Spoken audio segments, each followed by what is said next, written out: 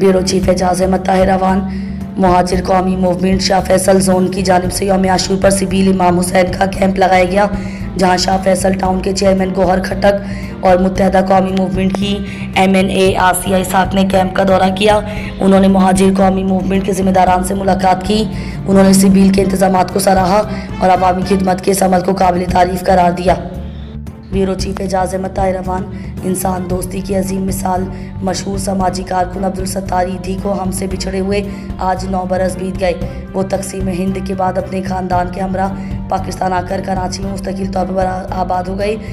1951 में एक छोटी सी डिस्पेंसरी के ज़रिए फलाही इदारा ईधी ट्रस्ट कायम किया और अपनी ज़िंदगी के 65 बरस दुखी इंसानियत की खिदमत में ही गुजार दिए।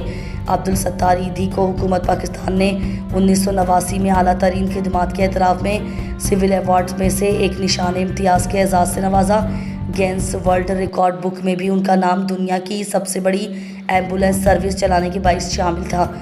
अब्दुल सत्तार ईधी 8 जुलाई 2016 को कराची में गुर्दों के आर्ज़े में मुब्तला होकर 88 बरस की उम्र में इस जहां फ़ानी से कोच कर गए। इन्ना लिल्लाहि व इन्ना इलैहि राजिऊन। उनकी गिरां कदर खिदमात के एतराफ़ में उन्हें मुकम्मल सरकारी एजाज़ के साथ कराची में सुपुर्द खाक किया गया। उन्होंने अपनी वफ़ात से कबल ही अपनी आखिरी आरामगाह के लिए कब्र तैयार कर रखी थी। अब्दुल सत्तार ईधी आज हम में नहीं, मगर उनकी खिदमत इंसानियत को कभी फरामोश नहीं किया जा सकता।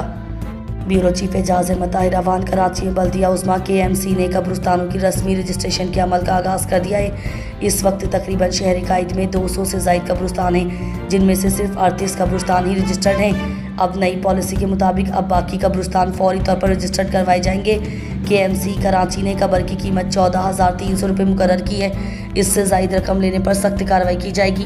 कराची के तमाम कब्रिस्तानों में इस वक्त खबरों की खरीदो फरोख्त पर एक मुनज़्ज़म माफिया गिरोह का कब्जा है, जिससे छुटकारा हासिल करना नामुमकिन है। ज़ायद कब्रों की कीमत लेने वालों के खिलाफ 1339021 पर राब्ता किया जा सकता है। ब्यूरो चीफ एजाज अहमद ताहिर अवान आलमी खबरनामा के हवाले से आज की खबर शामिल करते हैं। इसराइली एक साजिश के ज़रिए मुझे कत्ल करना चाहते हैं। ईरानी सदर का ताज़ा इंकशाफी इल्ज़ाम।